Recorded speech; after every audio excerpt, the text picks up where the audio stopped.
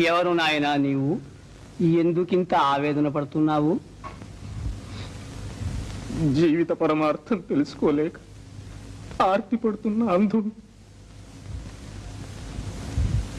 జీవితానికి పరమార్థం అంటూ ఒకటి ఉందనుకుంటున్నావా?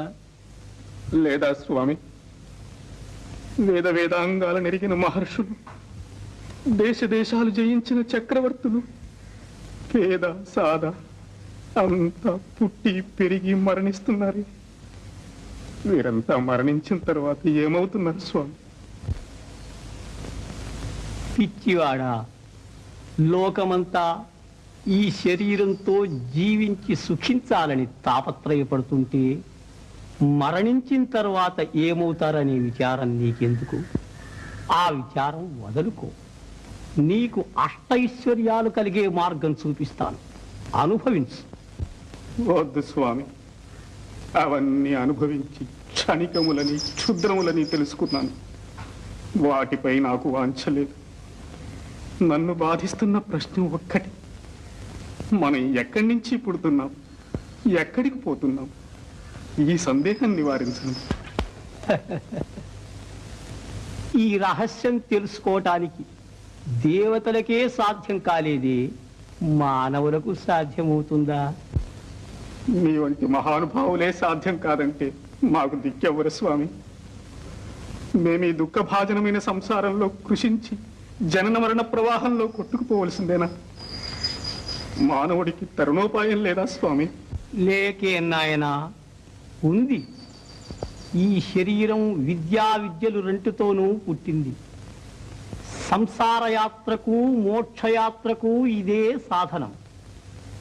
అవిద్యచే మోహితులమై కనిపించే ఈ జగత్తు సత్యము నిత్యము అనుకొని దుఃఖభాజనులమై సావు పుట్టుకల కుమ్మరిసారెలో తిరుగుతున్నాం. ఇదంతా అనిత్యమని, ఈ నాటకానికంతటికీ కారణమైన మహా చైతన్యం వేరే ఉందని, అది నిత్యము సత్యమని తెలుసుకొని ఆ ఆత్మానుభవం పొందాలి. అదే జీవిత పరమార్థం. ఆ ఆత్మానుభవం నాకెట్లా కలుగుతుంది స్వామి? భక్తి మార్గంతో కొందరు, జ్ఞాన మార్గంతో కొందరు సాధించారు. కానీ జీవన్ముక్తికి రాజయోగమే సులభోపాయమని పెద్దల మతం. రాజయోగం నాకెవరు ఉపదేశిస్తారు స్వామి? ఆ సమయం వచ్చినప్పుడు పరమాత్మే సద్గురువై వచ్చి ఉపదేశిస్తాడు. కారు చీకటిలో దారి తెలియక తికమక పడుతున్న నాకు వెలుగు వలె మీరు లభించారు. మీరే నా గురువులు, నా దైవం. ఆ యోగ రహస్యం నాకు బోధించి సత్యస్వరూపం చూపించండి. అతి గుప్తమైన ఆత్మ విద్యను నీకు బోధిస్తున్నాను, సావధానుడవై విను. రసాన్ని కట్టేస్తే కాని స్వర్ణం కానట్టు మనస్సును కట్టివేస్తే కాని సత్యము కనిపించదు. మనస్సే మన బంధానికి మోక్షానికి కారణం. మనస్సును స్వాధీనము చేసుకుంటే మనకు స్వాధీనము కానిదే లేదు. ఆ సాధనే యోగం అంటారు. సాంగయోగాన్ని క్రమంగా సాధించి చిత్తవృత్తుల నడచి సమాధి స్థిరులమైనప్పుడు నీ మనస్సుకు అనంత శక్తి కలుగుతుంది. అప్పుడు నీవు చేయలేని కార్యమే ఉండదు.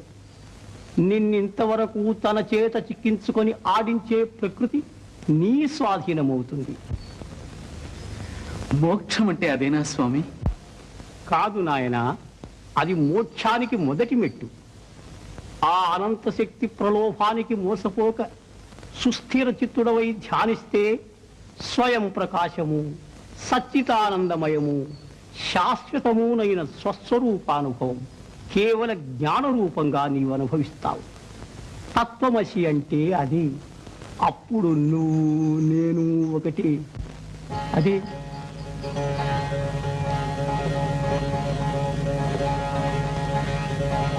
రాజయోగ సాధన చేసి అఖండ బ్రహ్మానందానుభవం పొందు.